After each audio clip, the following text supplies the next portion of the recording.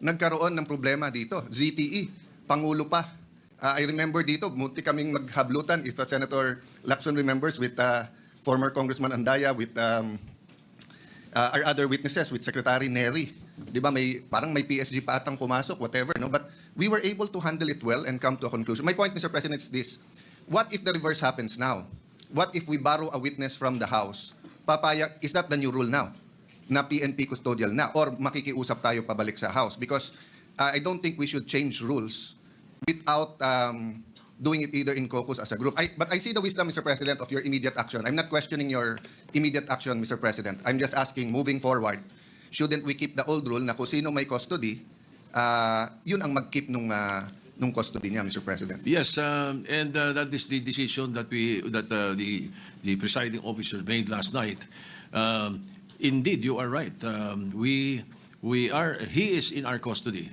Now, what we did yesterday was what we call parliamentary courtesy in accepting the proposal that he be not returned here, but still under the care of the Senate. Now, in the issue of, let's say, keeping it here, or the previous tradition that the Senate may cite in contempt anyone and keep him here. We have also placed a witness to Muntinlupa, if you will recall. Yes. We also even sent somebody to the Pasay City Jail. So I don't see any reason why we cannot commit this particular fellow to the PNP Custodial Center. But then again, I will leave it to the decision of the body. That was my decision last night. But if there is something that is a new decision that you would want, I will throw it to the body. Mr. President, I respect your decision. And I will tell you if I don't. I have always been honest and told you what I thought. No? And I do agree that certain decisions have to be made right away by the Senate President at that point. And you do not want a constitutional crisis or ayaw natin mag-agawan ng witness sa gitna ng... and perception is important. Kung nakipag-agawan po kayo o tayo kagabi, it would appear na baka may katotohanan yung sinabi about senators, kaya pinipilit natin dito. The problem is, meron din kasing perception tuloy that by not having him back here, baka nga totoong ini-influensya natin. But from my point of view, from my limited point of view at this point in time, when he was here, no one was talking to him from the Senate panel. But according to Senator Marcoleta, he got information that the witness was being asked to single out senators there. So only God knows if Senator Jinggoy is the good one or the better one. Only God knows the totality of accusations against Brother Joel. But what do I know? I know na si Brother Joel, 2016 pa lang, 2017, when I left the Senate to go to the DFA, speech na ng speech to tungkol sa flood control. Even President Duterte had a speech na ang problema ko, DPWH. Never tinago ni President Duterte. Nandun yung po, nasa Facebook, nasa TikTok, na sinasabi niya, baka may ghost project pa. 2022, to be fair to our new chairman of the committee on the Blue Ribbon Committee and the Senate President, you weren't here at that time, but I'm sure you monitored it. Tinuturo naman ni Secretary Bonoan kung bakit nagkaganon yung budget at ba't suddenly lumaki na naman yung budget. No? So the point is, Mr. President, perception here matters. Tomorrow ba or the next day, we will announce, I think Malacanang has already said they will announce a independent commission. The minority has not discussed whether we will support it or not. Personally, I support it. But just like Ferdinand Marcos Sr., he always asked the opposition for one member. Kasi kahit gaano ka-independent ang members niyan, kahit anong integrity niyan, tao pa rin yan Pwedeng may agenda pa rin yung mga yan. So we will discuss in the minority. For example, kung maglalagay sila doon, do they commit? Hindi sila tatakbo for national office in 2028. Baka may integrity nga. Gagamitin naman yung commission to run in 2020. Will they sign also that wala silang conflict of interest? Because some of the credible people now being interviewed are part of conglomerates and are working for oligarchs that also have their interest, maybe not in infrastructure, but on other things. So ang point ko, Mr. President, na-disrupt yung sistema ng corruption, which is good. Pero ang ginagawa pabalik ng mga corrupt, dinidisrupt din tayo Dinidisrupt din yung mga nag-imbestiga. That's why yesterday, I'm happy we have a consensus, the majority and minority, that we should continue our hearings. Iba yung sa House. I mean, wala tayong pakialam doon. If we agree with it or not, nasa sa kanila yon. Kung nag-iimbento sila o totoo sinasabi nila, yan ang sistema Democracy is messy. Tayo po dito, respetuhin din nila. Kung may problema sa miyembro natin, 24 naman po tayo. We call out each other and we find a way to still have coffee or merienda together in the lounge. Sometimes not for 1 week because we're upset at each other. But that's the system, Mr. President. So again, Mr. President, I support, I acknowledge your right and the wisdom of deciding that last night. But personally, I don't know my companions in the minority. Personally, labanan ngayon ng perception. Tutuloy ba yung mga hearings? Sino ba ipapatawag? Kakampihan ba natin mga senador? Porque kapwa senador yon.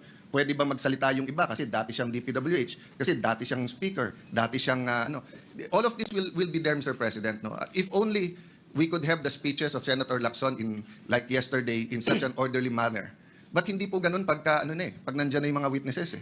Ang katotohanan po nun, kung 10 yung witness, unless we have 1 witness at a time, pero kung 10 ang witness, 10 ang senador, you cannot stop any senator kung sino tatanungin niya doon, Mr. President, di ba?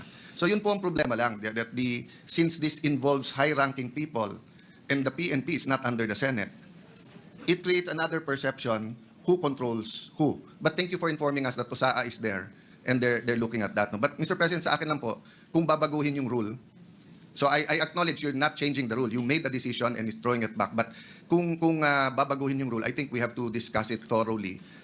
Because nga, masyadong mabigat yung accusation nung DE ba? Assistant DE na takot siya dito or whatever. Kasi Mr. President, ang dami na natin naging witness dito kung sino-sino inaccuse kapwa senador eh. Never known. I think, when I was Blue Ribbon Chair, I just remember si Jun Losada natulog pa sa couch sa opisina ko. Sa baba, I think I only visited one witness once. Otherwise, hindi eh. So, anyway, Mr. President, thank you for your patience in hearing us out. But may I defer to the chairperson now of the committee? Yes, before Senator Ping Lacson is recognized. Thank you, before Mr. President. With all due respect to the distinguished minority leader, there's what we call legal custody and physical custody. Lawyers know this, Mr. President. As long as the Senate retains the legal custody over the person of Brice Hernandez, the physical custody is of no moment, Mr. President. Whenever we need him, we'll just direct the PNP Custodial Center to deliver him here. And if the House of Representatives will be needing him, they will have to ask our permission. They cannot go direct to the PNP and tell them to bring the person of Brice Hernandez to the House of Representatives. And this is not a new rule, Mr. President. We have committed Alvin Balag to the Pasay City Jail. We have committed persons cited in contempt by the Senate in other detention centers. We're not changing the rules, Mr. President. So that's my manifestation, Mr. President. Yeah. Minority Leader, go ahead. Tama po si Senator Lacson na may legal at physical custody. Pero it's always the committee and the Senate who decides the physical custody. So in the case na sinabi yung Pasay City Jail, it was the decision of Senator Dick Gordon and the committee na doon ilagay. In fact, ayaw nila eh. Yung mga kinulong doon, gusto nga dito. In this case, it is the witness, Assistant DE, saying, wag niyo akong dalhin doon, tapos siya yung nasunod. So the issue here is not only the physical and the legal custody. The issue also is the integrity of the Senate, the perception that if we don't have him here, de lahat na lang ng witnesses sasabihin, wag tayo doon. Paano kung wala rin silang tiwala sa PNP? Wag sa PNP, lilipat natin sa NBI. The peculiarity of this case is that it wasn't the House, nor the Senate, nor the PNP, nor the intelligence community making the request. It was the witness. I beg to disagree. It was Speaker Martin Romualdez who was asking me. Yes, I Mr. did not President. talk to the witness. I did not hear him say. It was only Speaker Mr. President, Martin. it was live in the hearing. Bago siya magsalita, sinabi niya, pwede ba, mga congressman, wag niyo akong ibabalik sa Senate dahil may mga, hindi ako safe, may mga senador doon. Ang sabi ng congressman, magsalita ka muna. Meaning, condition pa nila, magsalita ka, saka na. That's why I think, in fairness to the Speaker, no, I don't think this is his personal I don't think he wishes. was also present. Yeah, Much the same yes. as I did not hear that. Let me clarify that, Mr. President. I Yes. don't think it's his personal request. I think he was conveying it as Speaker to this chamber in the same manner na pag may request kami sa House, either the Majority Leader or the Senate President will request it. But hindi naman po alam ng tao na ang request ay formal eh. And again, hindi ko na question yung kagabi. But all over the news and live, yun po ang lumalabas. Yung witness ang nagdidikta na wag niyo ako ibalik sa Senate. Ano ba experience niya dito? Ano ba ang ginawa natin sa kanya? Di ba? Wag siyang ibalik sa Senate for detention. Pero Yes. we will never allow that he not be brought here back Agree, when he Mr. needed. President, As a but matter of fact, if you move for for him to be returned here, we will return him right away. Agree, Mr. President. Ang problema kasi gives the impression na pag dito, mapre-pressure or may kakausap sa kanya eh. Yun yung impression ngayon eh. Which I think is unfair to all of us. I'd love for him to name senators here para ma-confront natin na siya. But anyway, Mr. President, Yes, I think we okay. vented I don't know the pleasure of my colleagues. So may I yield to okay. Senator So Marcoleta? just to ventilate more on what the minority leader was saying, let me just place on record so that the public will know. You know, we have Section 6C of the rules of the Blue Ribbon Committee. It's very clear. It says a witness cited in contempt may be ordered to be detained in such place as may be designated by the committee alone or with the concurrence of the Senate President. Or either. Just on the rules. We've done this already in the past, and we have not deviated from the rules. But if our good colleagues would like to discuss this further, maybe in a caucus, after the speeches, we could have a caucus and discuss, Mr. President, if we want him back here, or we would keep him in the PNP Custodial Center. Yes, so that we can continue with the debates. We'll continue with that. But before I recognize Senator De La Rosa or Senator Marcoleta, again, for the concern of the minority leader,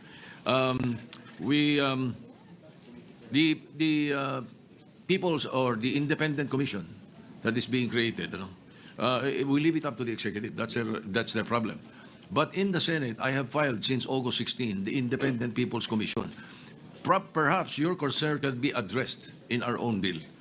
I hope very soon we will be conducting a hearing on the matter. Yeah, both, Mr. President, because if you remember, during the time of Ferdinand Marcos Sr., there were independent commissions. And the opposition, and we are the new opposition here, Yes. advocated that. But I am studying your bill, and I thank you for filing it, Mr. We President. can include that.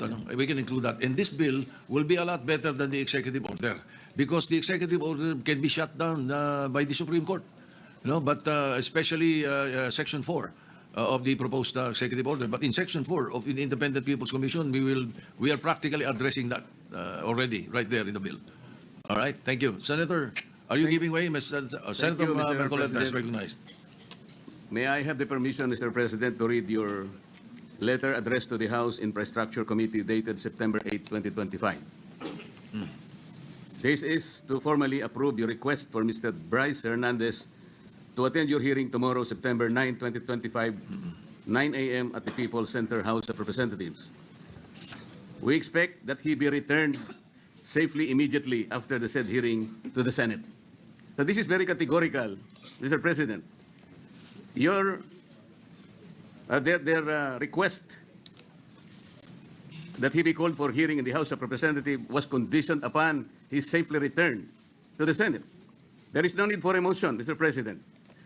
I was still the chairman of Blue Ribbon Committee at the time, and it was very clear that we committed him to the custody of our Sergeant at Arms, not in Quezon City, not anybody else.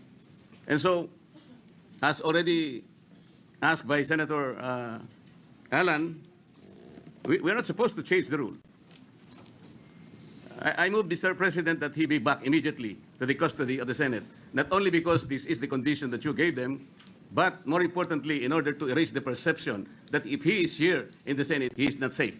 I will reject the idea that if he returns in the Senate, manganganib ang buhay niya. It is as if that we're giving credence to his statement, which I believe is not true, Mr. President. Mr. President. Majority Leader. Yes, Mr. President, with due respect to our colleague, Senator Marcoleta, there was an intervention. Actually, he was supposed to come back to the Senate, but the Speaker of the House had intervened and asked if he can be kept in the House, which you did not agree. And you said that we will put him in the PNP Custodial Center under the custody still of OSA and the Senate. Legal custody of the Yes. Senate. So still. when he wrote the letter, Your Honor, wala pang intervention. So walang kasalanan dyan si Senate President. He was going to bring him in, but we are not bending any rule. But Because the the Senate request- President already has said the rule. Mr. which President, allows the us- request of the Speaker of the House of Representatives is inconsequential here. Legal or otherwise, the custody must be here. They are only asking us to lend him to their committee. The legal custody is still acquired by the Senate. And then the committee was the one who ordered him to be legally detained in the custody of the Senate. The committee was the one who did that, not the Speaker of the House of Representatives. He could request that. But we are sorry to deny that Maybe, because Mr. President, legal custody, Mr. President, yeah. legal or physical, is still with the Senate. Mr. President, I think the points raised by Senator Marcoleta are valid. I think at the time, the witness had no fear of his life, but now he has fear of his life. We will guarantee that he's safe, even if he's in the Senate.